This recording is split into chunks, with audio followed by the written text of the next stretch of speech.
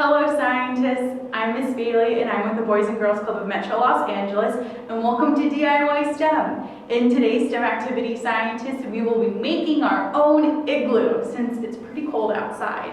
Although it doesn't snow here in Los Angeles, I'd love for you to take this minute and think, what would you need if you were instantly transported to a really snowy place like the North Pole?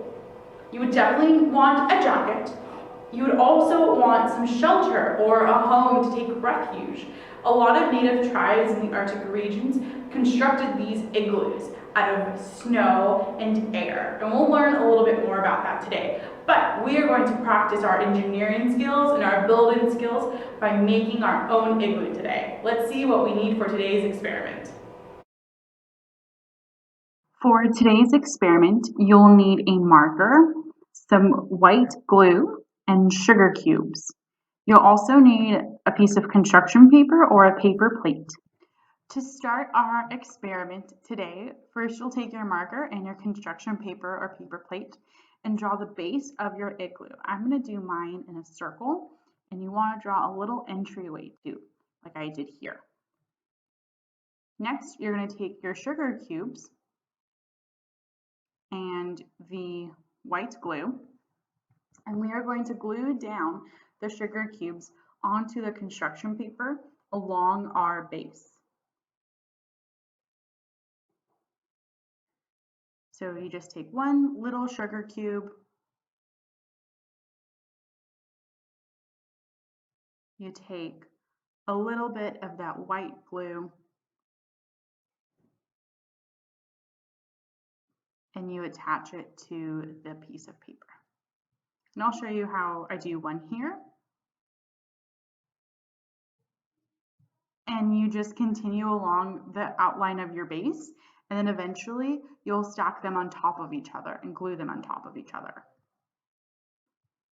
So here I am gluing all of the sugar cubes along the base or the bottom, making sure I open up the entryway as well.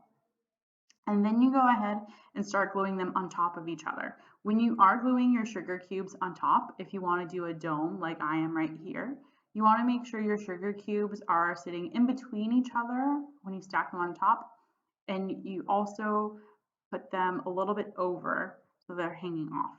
I know this seems a little scary, but together they actually hold shape. Here I am doing the rest of my igloo. Now you're probably wondering, how does an igloo that's made of ice keep people warm? Well, igloos aren't really made of ice. They're made of snow and air. If you take a lot of snow together and make a snowball, that's essentially what an igloo is made out of. Together, the snow and the air help keep in the body heat of whoever is in your igloo. So the more friends you pack in your igloo, the better.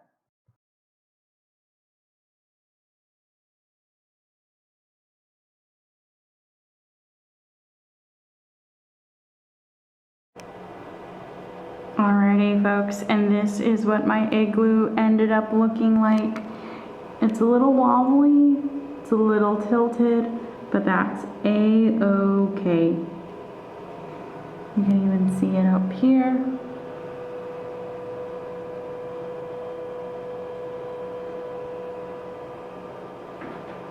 And all across.